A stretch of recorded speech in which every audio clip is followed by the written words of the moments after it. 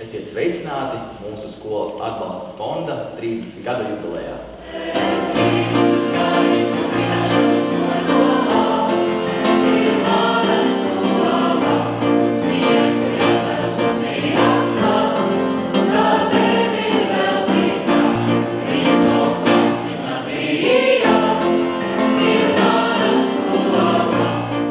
Daudz kas darīts, ir ieguldīts cilvēkos, izglītībā, skolā.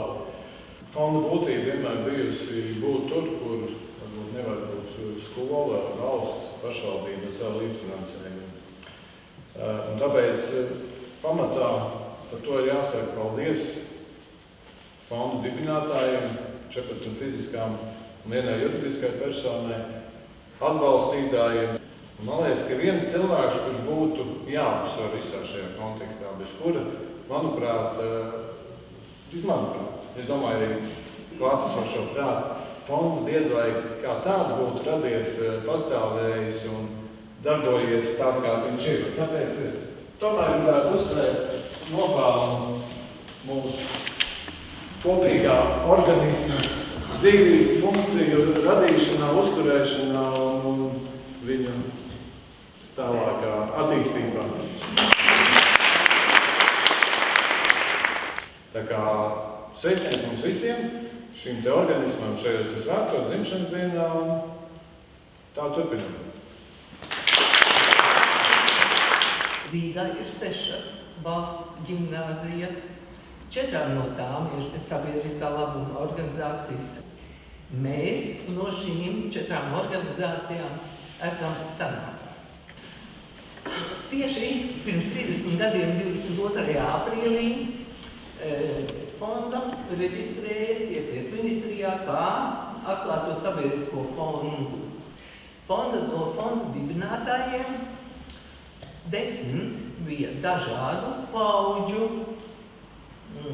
absolventi, pārējie toreizie skolēni vecāki.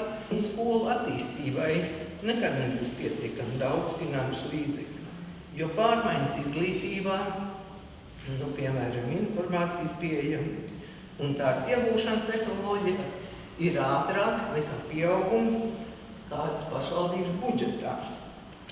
Pirmās 10 gadus noslēgumā mēs saņēmām skolas absolventa un akciju sabiedrības Elko grupa dāvinājumu 16 datorus informātikas kabinetā. Lai skolā ierastos planšetdatori un projekts digitālās plaisas mazināšanai, pašvaldības un valsts budžetam bija nepieciešams 16 gadi, jo to īstenoja tikai 2022. gadā.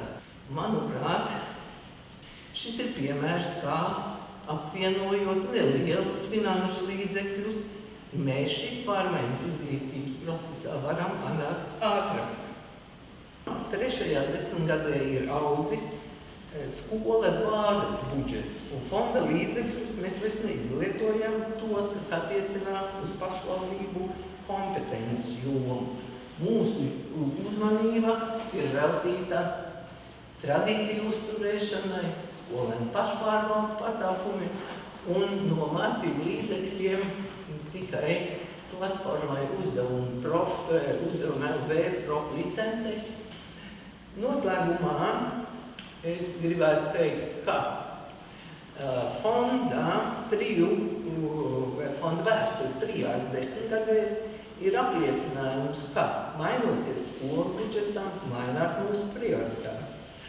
Mūsu pieredze rāda, ka arī ar nelieliem finanšu līdzekļiem, apvienojot absolventu, topošo absolventu, vecāku finanšu līdzekļus, mēs varam sasniegt savus mērķus un esam skolai nozīmīgs finanšu avots. Bet izsaku sirsnīgi pateicību visiem ziedotājiem par uzticēšanos mums 30 gadu garumā. Paldies! Skolai, lai cik stipra būtu direktora un skolas, personāls, šeit pat ir 2 direktori skolā.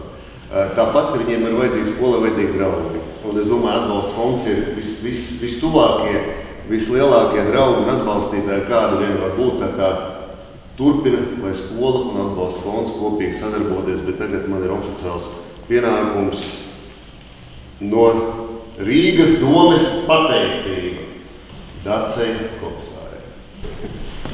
Par mērķtiecīgu ieguldījumu jauniešu radošuma, līderības un starptautiskās sadarbības veicināšanā 30 gadu garumā. Nesautīgi investējot savu pedagoģijas potenciālu un enerģiju priekš Rīgas valsts vācu ģimnāzijas atbalsta fonda valdē.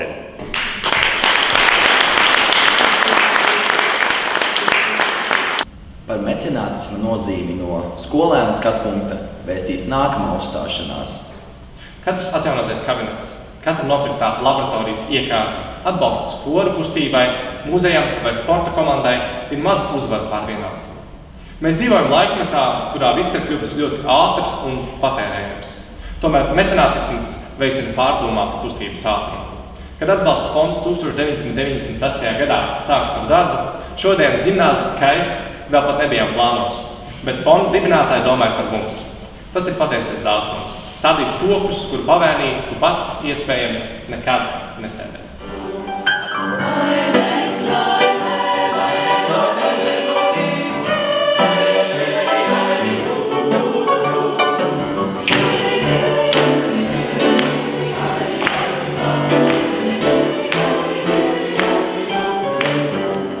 Mana pārliecība ir tā, un tas ir arī tas, ko es pēdējo 10 gadu laikā cieši sadarbojoties ar fondu un esot direktors esmu jutusi, ka fonds ir ļoti tieši tilts starp vakardienu un rītdienas ar tradīcijām, kuras mēs datos balstīti tik daudz dzirdējām, ka tas ir tilts starp mūsu idejām un to realizāciju. Mēs ļoti labi apzināmies, ka fonds nav kasīte, no kuras vienkārši var paņemt naudu. Fonds ir cilvēki, kas ziedo savu laiku, kas ziedo savu ticību, ka skola var kļūt labāka ar papildus atbalstu, ko jūs mums sniedzat.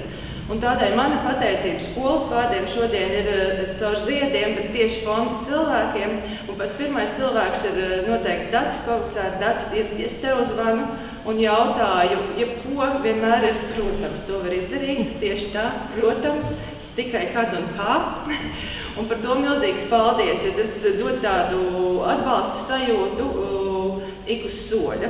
Paldies šoreiz.